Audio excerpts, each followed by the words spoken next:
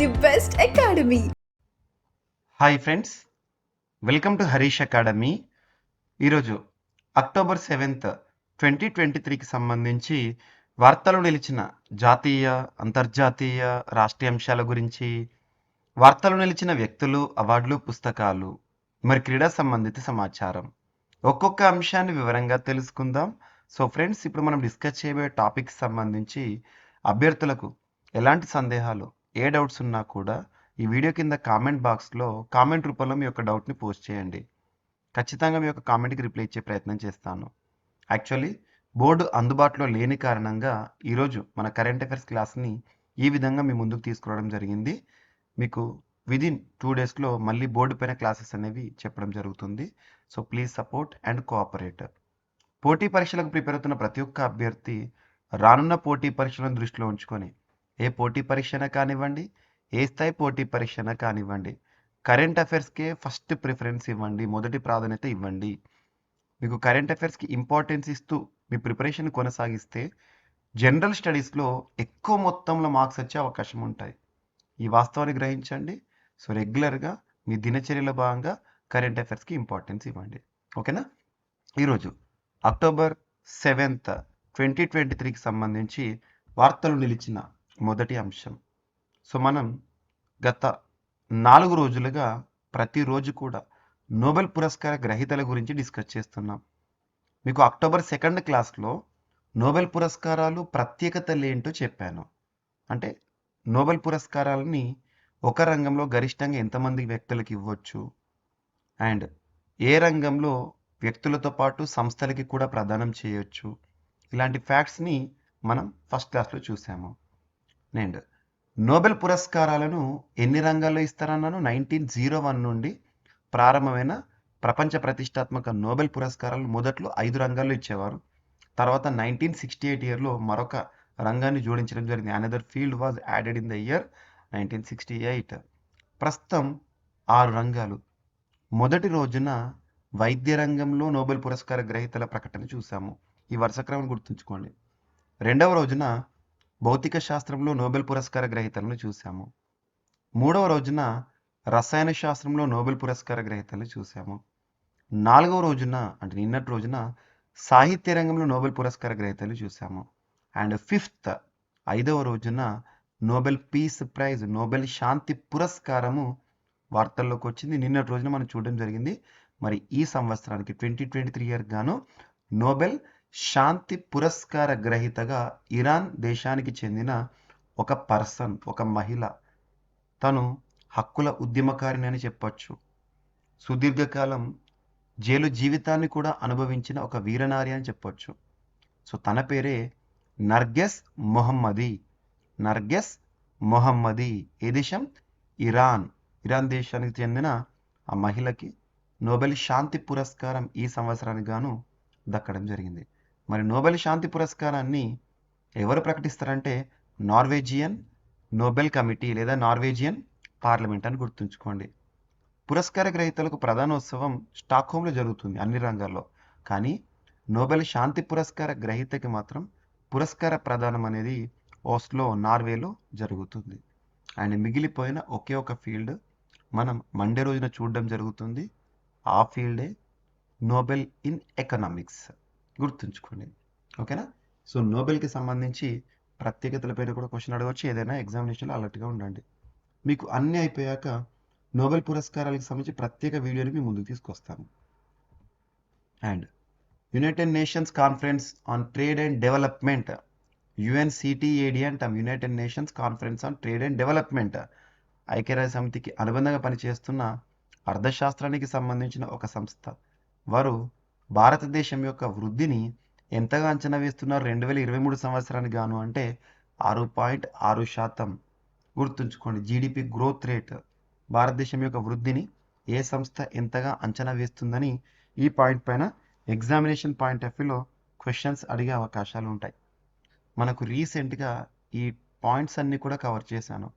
ఏ సంస్థ భారతదేశం యొక్క వృద్ధిని ఏ విధంగా అంచనా వేస్తుంది అనే అంశాలను కవర్ చేయడం జరిగింది. ఓకేనా? అండ్ మీకు రీసెంట్గా just 2 days back Praveen sir classes YouTube ఛానల్లో మీకు దాదాపు 20 ఇండియాస్ గ్రోత్ ఎస్టిమేట్స్ అని చెప్పేసి ఏ సంస్థ భారతదేశం యొక్క వృద్ధిని ఏ విధంగా అంచనా వేస్తుంది అనే అంశాన్ని కవర్ చేసిన ఒక్కసారి చూడండి. ఆ ఛానల్ని సబ్స్క్రైబ్ చేసుకోండి, మీకు రెగ్యులర్గా ఇంపార్టెంట్ వీడియోస్ని కంపైల్ చేస్తూ లైవ్లోకి తీసుకొస్తున్నాను, చూడండి. అండ్ ఈరోజు జిఐ ట్యాగ్ వార్తల్లోకి వచ్చింది. సో అరుణాచలి యాక్ చుప్రి వార్తల్లోకి వచ్చింది. ఇది జిఐ ట్యాగ్ పొందుతూ వార్తల్లోకి వచ్చింది. గుర్తుంచుకోండి, యాక్ చుర్పి అనేది ఒక న్యాచురల్గా ఫర్మెంట్ చేయబడిన మిల్క్ ప్రోడక్ట్.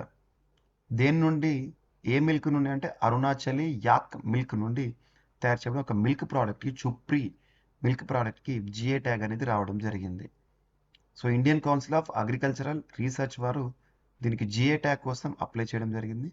జిఐ ట్యాగ్ ఏ పోటీ పరీక్ష తీసుకున్నా, ఏ స్థాయి పోటీ పరీక్ష తీసుకున్నా కొన్ని టాపిక్స్ నుండి ఖచ్చితంగా క్వశ్చన్స్ అనేవి అడగడం జరుగుతుంది.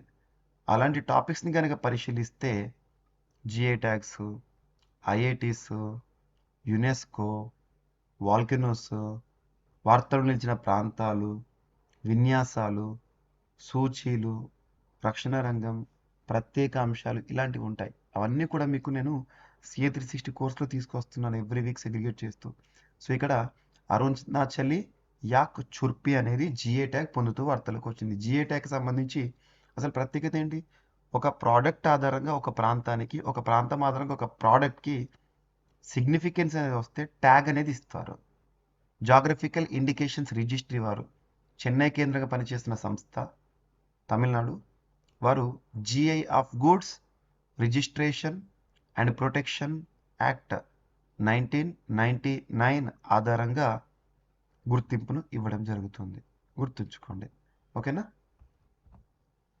అండ్ భారత ప్రధాని నరేంద్ర మోదీ గారు ఇటీవల మధ్యప్రదేశ్ రాష్ట్ర పర్యటనలో భాగంగా దేశంలోనే మొట్టమొదటి హైటెక్ స్పోర్ట్స్ ట్రైనింగ్ సెంటర్ని, దివ్యాంగుల కోసం ఉపయుక్తంగా ఉండే స్పోర్ట్స్ సెంటర్ని ఎక్కడ ప్రారంభించారు అంటే గ్వాలియర్, మధ్యప్రదేశ్.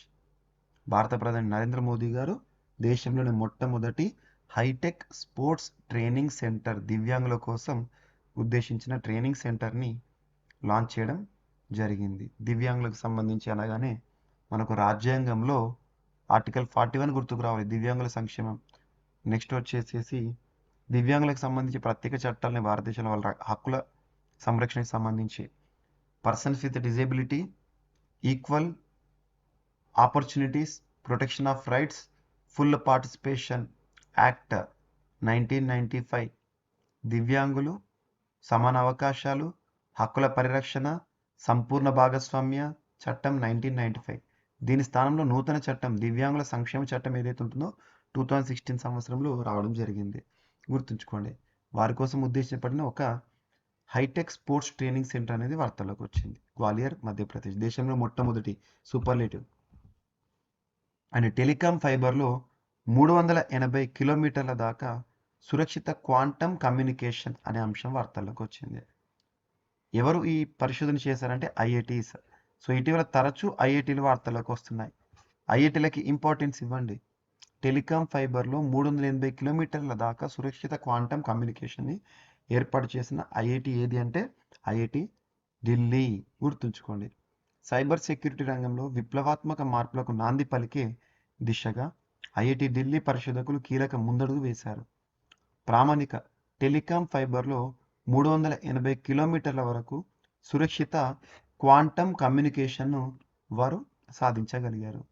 ఇంతకుముందు ప్రపంచంలో మరెక్కడ పరిశోధకులు ఇంత సుదీర్ఘ దూరం ఆగనతను అందుకోలేదంట. అత్యంత స్వల్ప దోష శాతంతో తాము ప్రస్తుతం ప్రామాణిక టెలికాం ఫైబర్లో క్వాంటమ్ కమ్యూనికేషన్ సాధించామని ఐఐటి ఢిల్లీ వారు చెప్పడం జరిగింది. జస్ట్ ఐఐటీస్ పైన హెడ్డింగ్ చూడండి, ప్రత్యేకత చూడండి, ఏ ఐఐటి చూడండి, సరిపోతుంది, ఓకేనా. నెక్స్ట్ గగన్యాన్కు సన్నాహకంగా, గగన్యాన్ అంటే ఏంటి? ఇస్రో చేయబోతున్న మానవ సహిత అంతరిక్ష ప్రయోగం వ్యోమమిత్ర అని ఇటీవల చూసాం మనం. గగన్యాన్కు సన్నాహకంగా అక్టోబర్ మంత్ లాస్ట్లో ఒక అబార్ట్ పరీక్ష చేయబోతున్నట్టుగా ఇస్రో చేసిన ప్రకటన వార్తల్లోకి వచ్చింది. భారత అంతరిక్ష పరిశోధన సంస్థ Indian space research organisation ISRO ప్రతిష్టాత్మకంగా చేపడుతున్న తొలి మానవ సహిత అంతరిక్ష యాత్ర గగన్యాన్కు సన్నాహాలు జోరుగా సాగుతున్నాయి. ఇందులో భాగంగా యాత్ర మధ్యలో అవసరమైతే వ్యోమగమనులు సురక్షితంగా తప్పించుకునేందుకు వీలుగా ఆ మానవ సహిత ప్రయోగం చేసినప్పుడు ఏదైనా అనుకోని పరిస్థితి ఏర్పడినప్పుడు ఆ వ్యోమగమనులు తప్పించుకోవాలి, బయటపడే విధంగా ఉద్దేశించిన ఈ నెలాఖరులో మొదటిసారి పరీక్ష నుంచున్నారు. అబార్ట్ వ్యవస్థ, దాని పేరు అబార్ట్ వ్యవస్థ. ఓకేనా? అందుకు అవసరమైన వాహక వ్యవస్థలన్నీ ఇప్పటికే శ్రీహరికోటకు చేరుకున్నాయని, వాటి కూర్పు ప్రక్రియ కొనసాగుతుందని Vikram Sarabhai space centre director గారు చెప్పడం జరిగింది. ప్రస్తుతం ఇస్రో చీఫ్ ఎవరు? సోమనాథ్ గారు, గుర్తుంచుకోండి. అండ్ వరల్డ్ స్పేస్ వీక్ అనే అంశం వార్తల్లోకి వచ్చింది. సో ఇటీవల కాలంలో వార్తలు వచ్చిన వారోత్సవాలు ఏవైతే ఉంటాయో వాటిపైన ప్రత్యేక శ్రద్ధ చూపండి. వాటిపైన థీమ్ అడుగుతారు. అక్టోబర్ 4వ తేదీ నుండి 10వ తేదీ వరకు ఈ నెల వరల్డ్ స్పేస్ వీక్ని నిర్వహించుకోవడం జరుగుతుంది. మరి ఈ సంవత్సరం ఇది యునైటెడ్ నేషన్స్ సంబంధించి, ఐక్యరాజ్య సమితికి సంబంధించి, మరి ఈ సంవత్సరం ఇవ్వబడిన థీమ్ ఏంటి అంటారు? థీమ్ గుర్తుంచుకోండి, వారసులకు theme space and entrepreneurship.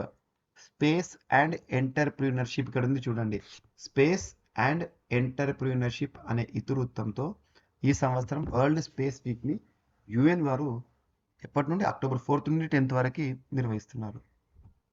And పాల ఉత్పత్తుల్లో ప్రోటీన్ బైండర్స్ని వాడొద్దు అనే ఒక అంశం వార్తల్లోకి వచ్చింది. పాల ఉత్పత్తుల తయారీలో ప్రోటీన్ బైండర్స్ వాడకానికి అనుమతి లేదని భారత ఆహార భద్రత ప్రమాణాల ప్రాధికార సంస్థ food safety standards authority of India, ministry of health and family welfare పరిధిలో పనిచేసే సంస్థ చెప్పడం జరిగింది. మరీ ముఖ్యంగా సెమీ సాలిడ్ లేదా సాలిడ్ ఫుడ్స్ తయారీకి ఈ బైండింగ్ ఏజెంట్లు అవసరంగా మారాయని, ప్రోటీన్ బైండర్ జీర్ణం కావడం కష్టమవుతుందని పేర్కొన్నారు. గుర్తుంచుకోండి, పాల ఉత్పత్తుల్లో ప్రోటీన్ బైండర్స్ వాడద్దని food safety standards authority of India వారు ఇచ్చిన ఒక హెచ్చరిక వార్తల్లోకి వచ్చింది. And CM breakfast scheme Telangana రాష్ట్రానికి సంబంధించి వార్తల్లోకి వచ్చింది. బడి పిల్లలు ఎవరైతే వారికి ఉదయం పూట ఉపాహారం లేదా అల్ప ఆహారం అనే అంశము వార్తల్లోకి వచ్చింది. యాక్చువల్గా దేశంలోని మొదటిసారి తమిళనాడు రాష్ట్ర ప్రభుత్వము సీఎం అల్పాహార కార్యక్రమం స్కూల్ పిల్లలు ఎవరైతే ఉంటారో వారికి మార్నింగ్ పూట బ్రేక్ఫాస్ట్ పెట్టే కార్యక్రమాన్ని తీసుకొచ్చారు. సేమ్ అదే కోవలో తెలంగాణ రాష్ట్ర ప్రభుత్వం కూడా తీసుకొచ్చారు. ఇప్పటికే మిడ్ డే మీల్ స్కీమ్ అనేది అన్ని స్కూళ్ళలో చూస్తున్నాం, దేశవ్యాప్తంగా చూస్తున్నాం. మధ్యాహ్న భోజన పథకం సేమ్ అలాగే మార్నింగ్ పూట కూడా బ్రేక్ఫాస్ట్ ఇవ్వడం అనేది దీని యొక్క ప్రత్యేకత.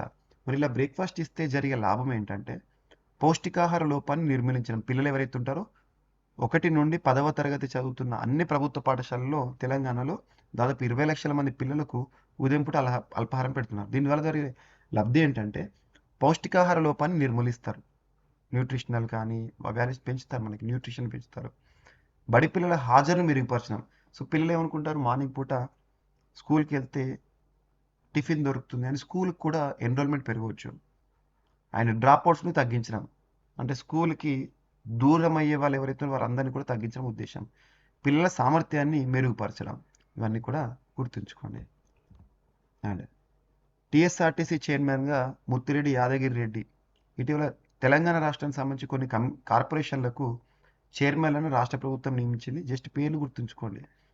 ఆర్టీసీ చైర్మన్గా తెలంగాణ రాష్ట్రానికి సంబంధించి ఆర్టీసీ చైర్మన్గా ముత్తిరెడ్డి యాదగిరి రెడ్డిని నియమించారు.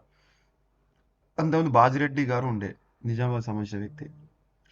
రైతు బంధు సమితి చైర్మన్గా తాటికొండ రాజయ్య గారిని నియమించడం జరిగింది. ఎంబీసీ కార్పొరేషన్ చైర్మన్గా నందికంటి శ్రీధర్, మిషన్ భగీరథ వైస్ చైర్మన్గా ఉప్పల వెంకటేశ్వర నియమిస్తూ రాష్ట్ర ప్రభుత్వం ఉత్తర్వులను విడుదల చేసింది. గుర్తుంచుకోండి. సో ముఖ్యంగా తెలంగాణ రాష్ట్ర స్థాయి పోటీ పరీక్షల్లో ఎలాంటి ప్రశ్న అయినా కూడా అడిగే అవకాశాలు ఉన్నాయి కాబట్టి కొన్ని నామినేటెడ్ పోస్టులకు సంబంధించి కూడా ఇక్కడ ఆన్సర్ చెప్పడం జరిగింది. And general insurance corporation of ఇండియాకి నూతన మేనేజింగ్ డైరెక్టర్ అండ్ చైర్పర్సన్గా వార్తల్లోకి వచ్చిన వ్యక్తి, అపాయింట్ అవుతూ వార్తల్లోకి వచ్చిన వ్యక్తి రామస్వామి ఎన్. రామస్వామి గారు ఇటీవల general insurance corporation of India, భారతదేశంలో బీమా రంగానికి సంబంధించిన సంస్థకి నూతన చైర్పర్సన్ అండ్ మేనేజింగ్ డైరెక్టర్గా నియమితులవుతూ వార్తల్లోకి వచ్చారు. సో ఇవి ఫ్రెండ్స్ ఈరోజు వార్తలు ఇచ్చిన అంశాలు. ఒకసారి ర్యాపిడ్గా చూస్తే నోబెల్ శాంతి పురస్కార గ్రహీత ఈ సంవత్సరానికి నర్గెస్ మొహమ్మది, ఇరాన్ మహిళ. And next, United nations conference on trade and development వారు భారతదేశం యొక్క వృద్ధిని 6.6% అంచనా వేస్తున్నారు 2023 గాను. అరుణాచలి యాక్ చుర్పి జిఏ ట్యాగ్ పొందుతూ వార్తల్లోకి వచ్చింది. Milk product. దేశంలోనే మొట్టమొదటి హైటెక్ స్పోర్ట్స్ ట్రైనింగ్ సెంటర్ దివ్యాంగులకి సంబంధించి వార్తల్లోకి వచ్చింది మధ్యప్రదేశ్లోని గ్వాలియర్లో. టెలికాం ఫైబర్లో 380 కిలోమీటర్ల దాకా సురక్షిత క్వాంటమ్ కమ్యూనికేషన్ సంబంధిత అంశంతో ఐఐటి ఢిల్లీ వార్తల్లోకి వచ్చింది. గగన్యాన్కు సన్నాహకంగా నెలాఖరులో అక్టోబర్ మంత్లో తొలి అబార్ట్ పరీక్షలు చేయనున్నారు. వరల్డ్ స్పేస్ వీక్ అక్టోబర్ 4 నుండి 10 వరకు స్పేస్ అండ్ ఎంటర్ప్రీనర్షిప్ అనే థీమ్తో జరిగింది. పాలు మరియు పాల ఉత్పత్తుల్లో ప్రోటీన్ బైండర్స్ని వాడొద్దు అని చెప్పేసి food safety standards authority of India వారు చేసిన ప్రకటన. తెలంగాణ రాష్ట్రంలో సీఎం బ్రేక్ఫాస్ట్ స్కీమ్ ప్రత్యేకతలు చెప్పాము. అండ్ తెలంగాణ రాష్ట్రంలో 3 కార్పొరేషన్ నూతన చైర్మన్ రాష్ట్ర ప్రభుత్వం నియమించింది. అండ్ ఎన్ రామస్వామి గారు జనరల్ ఇన్సూరెన్స్ కార్పొరేషన్ ఆఫ్ ఇండియాకి నూతన చైర్పర్సన్, మేనేజింగ్ డైరెక్టర్గా నియమితులవుతూ వార్తల్లోకి వచ్చారు. సో ఇవి ఫ్రెండ్స్ ఈరోజు వార్తలు నిలిచిన అంశాలు. మిస్లేనియస్ అంశాలు మిగిలిపోతే రేపటి క్లాస్లో జోడించి మరొకసారి నేర్చుకుందాం. రేపు కలుద్దాం. Thank you.